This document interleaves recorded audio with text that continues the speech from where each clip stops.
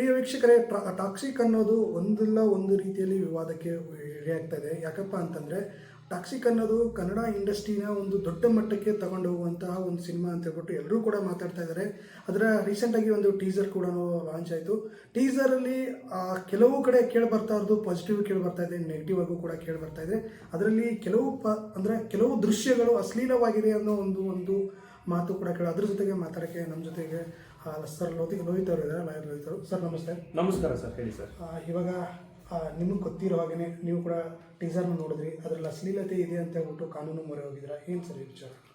Sir, ನನ್ನ ಉದ್ದೇಶ ಮತ್ತು ನನ್ನ ನೇರ ಉತ್ತರ ಏನು ಅಂದರೆ, ನಾನು ಈಗಾಗಲೇ ಕಾನೂನು ಮೊರೆ ಹೋಗಿರೋದಕ್ಕಿಂತ ತಾವು ಈ ಥರ ತಗೋಬೋದು. ನಾನು ಒಂದು ಮಂಡಳಿ ಅಂದರೆ ಸೆನ್ಸಾರ್ ಮಂಡಳಿ ಅಂತ ಏನಿದೆ, IAS ಆಫೀಸರ್ ಒಬ್ಬರು ಕೂತ್ಕೊತಾರೆ ಗೌರ್ಮೆಂಟಿಂದ. ಅವರ ಕೆಲಸ ಏನು ಅಂದರೆ, ಅಶ್ಲೀಲತೆ ನೇಷನ್ ಅಗೇನ್ಸ್ಟ್, ಅಂದರೆ ದೇಶದ ಅಗೇನ್ಸ್ಟ್ ಇರುವಂಥ ಕೆಲವು ಚಿತ್ರಗಳು ಪ್ರಸಾರ ಆಗಬಾರ್ದು ಅನ್ನೋದಕ್ಕೆ ಸರ್ಟಿಫಿಕೇಶನ್ ಕೊಡೋಕ್ಕೆ ಅಂತ ಇರೋವಂಥವ್ರು ಮಾಡುವಂಥ ಕೆಲಸ. ಅವರಿಗೆ ನಾನು ಒಂದು ಲೆಟ್ರ್ ಕೊಟ್ಟಿದ್ದೀನಿ. ಟಾಕ್ಸಿಕ್ ಅನ್ನೋ ಒಂದು ಪಿಕ್ಚರ್ ಉದಾಹರಣೆ, ಒಂದು ಟೀಸರ್ ಬರುತ್ತೆ, ಅಶ್ಲೀಲವಾದ ಚಿತ್ರಗಳನ್ನು ಹೊಂದಿರುವಂಥ ಟೀಸರ್. ಅದು ಕನ್ನಡದ ಬ್ಯಾನರಲ್ಲಿ ಬಂದಿರುವಂಥದ್ದು. ಸೊ ಕನ್ನಡದ ಜನ ಇದನ್ನು ನಿರೀಕ್ಷಣೆ ಮಾಡ್ಕೊಂಡು ಕುಂತಿದ್ರು. ಈ ಟೀಸರ್ಗಳು ಬಂದು ಮೊಬೈಲ್ನಲ್ಲಿ ಸೇರಿಕೊಂಡಾಗ ಅದಕ್ಕೊಂದು ಲೈಸೆನ್ಸ್ ಕೊಡಬೇಕು ಅಂತ ಪರಿಜ್ಞಾನ ನಿಮ್ಗಿರ್ಲಿಲ್ವಾ? ಅದು ಅಡಲ್ಟ್ರಿ ಕಂಟೆಂಟ್ ಇದೆ ಅಂತ ಹೇಳಿ ಅದನ್ನು ಪರಿಗಣಿಸಿ ಅಡಲ್ಟ್ ಸರ್ಟಿಫಿಕೇಟನ್ನ ಅಥವಾ UF ಸರ್ಟಿಫಿಕೇಟ್ಸ್ನ ಇಶ್ಯೂ ಮಾಡಬೇಕು ಅನ್ನೋದು ಪರಿಜ್ಞಾನ ನಿಮಗಿಲ್ವಾ? ನೀವು ಏನು ಮಾಡ್ತಿದ್ದೀರಿ? UA ಸರ್ಟಿಫಿಕೇಟ್, A ಸರ್ಟಿಫಿಕೇಟ್ ಬರೀ ಸಿನಿಮಾಗೆ ಮಾತ್ರ ಅಲ್ಲ, ಟೀಸರ್ ಆ್ಯಂಡ್ ಟ್ರೈಲರ್ಗೂ ಕೂಡ ನೀವು ಕೊಡ್ತಾ ಇದ್ದೀರಿ, ಅದು ನಮಗೂ ಕೂಡ ಗೊತ್ತಿದೆ. ಆದರೆ ನೀವು ಅದನ್ನು ಟೀಸರ್ನ ಮೊಬೈಲ್ಗಳಿಗೆ ಬಿಡ್ತಾರಲ್ಲ, ಅಂದರೆ ಸೋಷಿಯಲ್ ಮೀಡಿಯಾದಲ್ಲಿ ಬಿಡ್ತಾರಲ್ಲ, ಆಗ ಕೆಲವು ಕಾನೂನುಗಳನ್ನ ಅಳವಡಿಸ್ಕೊಬೇಕು. ಸೆಂಟ್ರಲ್ ಗೌರ್ಮೆಂಟ್ಗೆ ನಿಮ್ಮ ಅಪೀಲನ್ನು ಕೊಡಬೇಕು. ಈ ಥರ ಸೋಷಿಯಲ್ ಮೀಡಿಯಾ, ಫೇಸ್ಬುಕ್ ಆಗಲಿ ಅಥವಾ ಯೂಟ್ಯೂಬ್ಗಳಾಗಲಿ, ಇದರಲ್ಲಿ ಟೀಸರ್ಸ್ಗಳನ್ನ ರಿಲೀಸ್ ಮಾಡ್ತಿರೋದೇ ಈಗ ಆ ಮಾಧ್ಯಮದಲ್ಲಿ. ನಾನು ಅದ್ರೊಳಗಡೆ ಬರಲ್ಲ.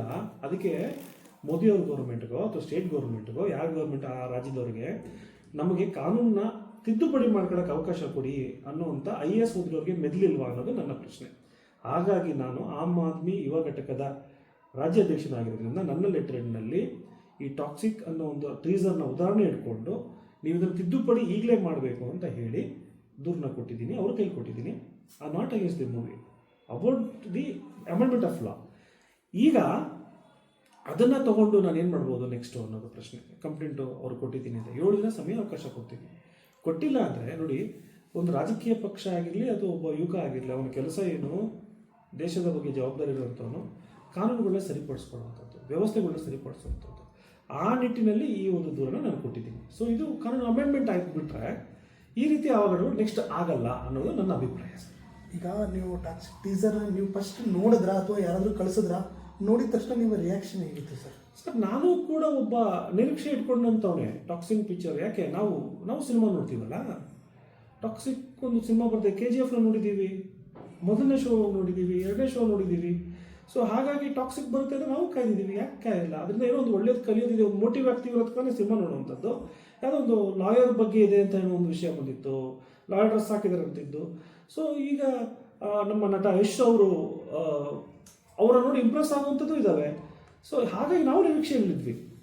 ನಿಜ ಹೇಳಬೇಕು ಅಂದರೆ, ಆ ಒಂದು ಟ್ರೈಲರ್ ಬಂದ ತಕ್ಷಣ ಇಮಿಡಿಯೇಟಾಗಿ ಎಲ್ಲ ಕಡೆ ಸರ್ಕ್ಯುಲೇಟ್ ಆಗಿಬಿಡುತ್ತೆ. ನಮಗೂ ಕೂಡ ಅದೇ ರೀತಿ ಸರ್ಕ್ಯುಲೇಟ್ ಆದಾಗ ಅದರ ಒಂದು ದಿನ ನಾನು ನೋಡೋವಂಥದ್ದು ನನಗೆ ಅವಕಾಶ ಸಿಕ್ತು.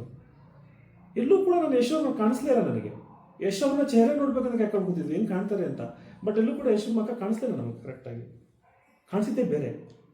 ನಿರೀಕ್ಷೆ ಇತ್ತಲ್ಲ ಏನಾಗುತ್ತೆ ಏನು ಅಂತ. ಓಕೆ, ಮೇಕಿಂಗ್ ತುಂಬ ಚೆನ್ನಾಗಿದೆ. ಸಿನಿಮಾ ರೀತಿಯಲ್ಲಿ ನೋಡಿದ್ರೆ, ಸಮಾಜದ ರೀತಿಯಲ್ಲಿ ನೋಡಿದ್ರೆ ಆ ಒಂದು ಅಶ್ಲೀಲವಾದ ಚಿತ್ರ ಏನು ಬರುತ್ತೋ ಅದು ಸಮಾಜಕ್ಕೆ ಸರಿಯಲ್ಲ. ಯಾಕೆಂದರೆ 16 ವರ್ಷ 18 ವರ್ಷದ ಮಕ್ಕಳೆಲ್ಲರೂ ಕೂಡ ಯಶ್ ಅವರ ಅಭಿಮಾನಿಗಳು ಕಾಯ್ತಾ ಇದ್ರು.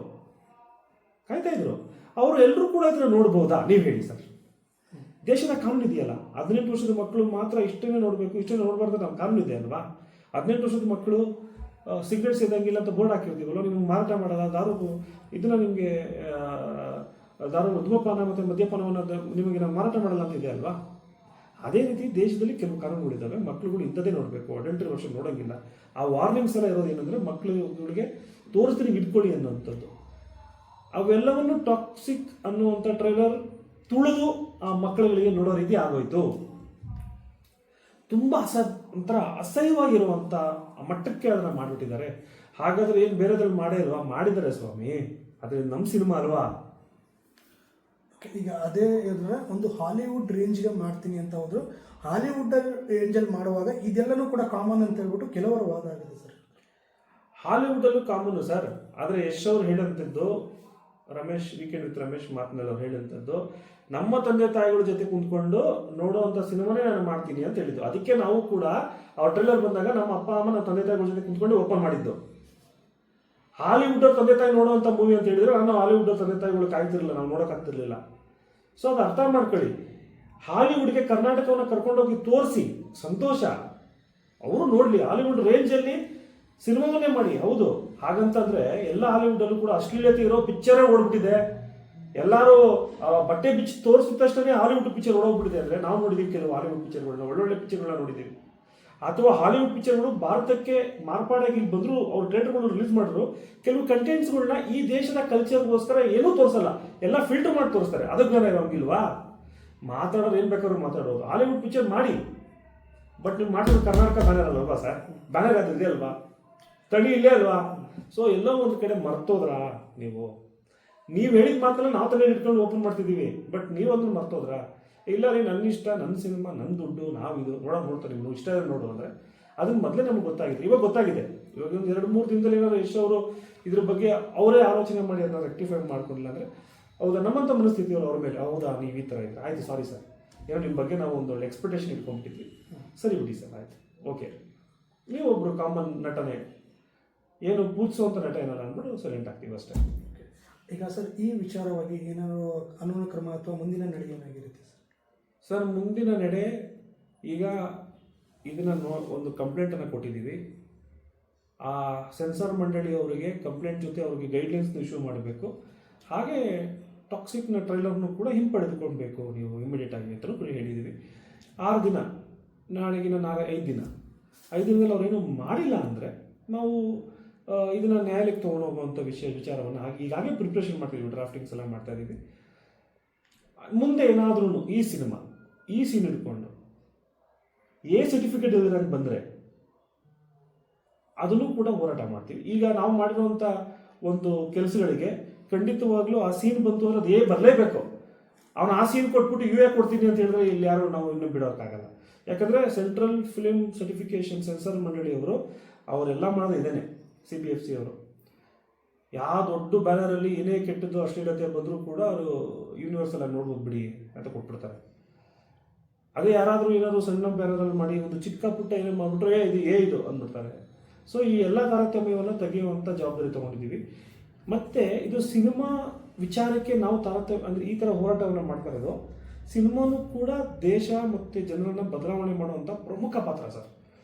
ರಾಜ್ಕುಮಾರ್ ಅವ್ರನ್ನ ನಾವು ನೋಡಿದ್ದೀವಿ, ಅವ್ರ ಸಿನಿಮಾಗಳನ್ನ ನೋಡಿ ನಮ್ಮ ತಾತ ಹೇಳ್ತಾರೆ, ನಾನು ಕೃಷಿಕ ಆದೆ ಕಣಪ್ಪ, ನಾನು ಒಬ್ಬ ದಫೇದಾರ್ ಆಗಿದ್ದೆ, ಕೃಷಿಕ ಆದೆ, ನಾನು ಪೊಲೀಸ್ ಆದ, ಅದು ನೋಡಿ ನಾನು ಕೃಷಿ ಮಾಡೋಕ್ಕೆ ಬಂದೆ.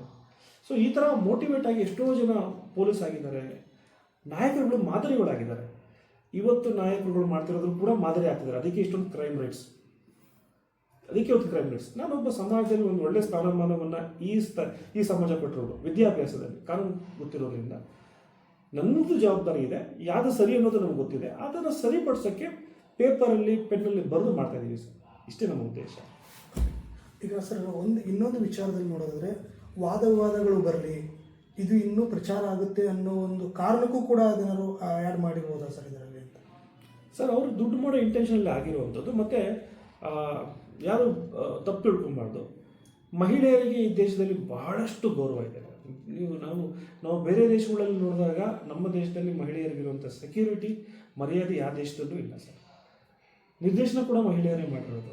ಒಂದು ಹೆಣ್ಣನ್ನು ಅವರು ಆ ರೀತಿ ತೋರಿಸಿ ಇವಾಗ ಎಷ್ಟೋ ಜನ ಮಹಿಳಾ ಸಂಘಟನೆಗಳು ಮಹಿಳೆಯರನ್ನ ಹಂಗೆ ತೋರಿಸ್ಬಿಟ್ರು ಹಿಂಗೆ ತೋರಿಸ್ಬಿಟ್ರು ಅಂತ ಅವಾಗೆಲ್ಲ ಮಾತಾಡೋರು.